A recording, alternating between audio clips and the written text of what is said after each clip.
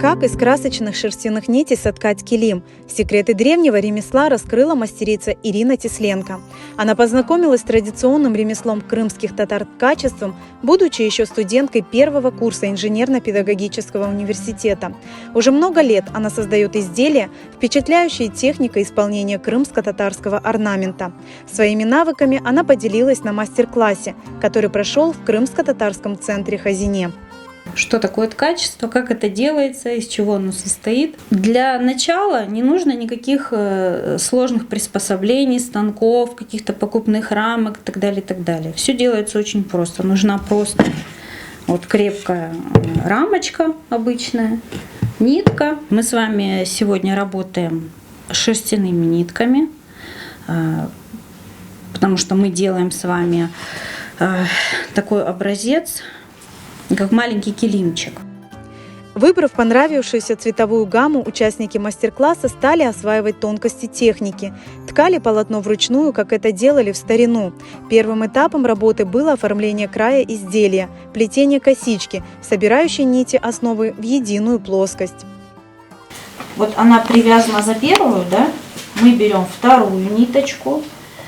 Вот эта нитка утка должна пройти сверху и вернуться влево снизу. Так вот она сверху прошла, да?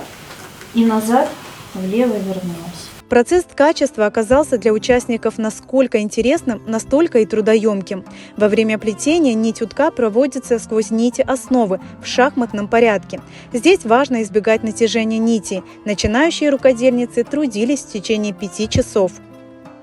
Понравился сам процесс, я много узнала нового для себя, как заправить станок, как начать ткать, как поменять ниточки. Это очень так интересно. Ранее я была на выставке у Мамут Чурло и увидела килимы, и тогда мне очень так понравились килимы, что я захотела научиться тоже так же ткать. Решила попробовать, что это такое.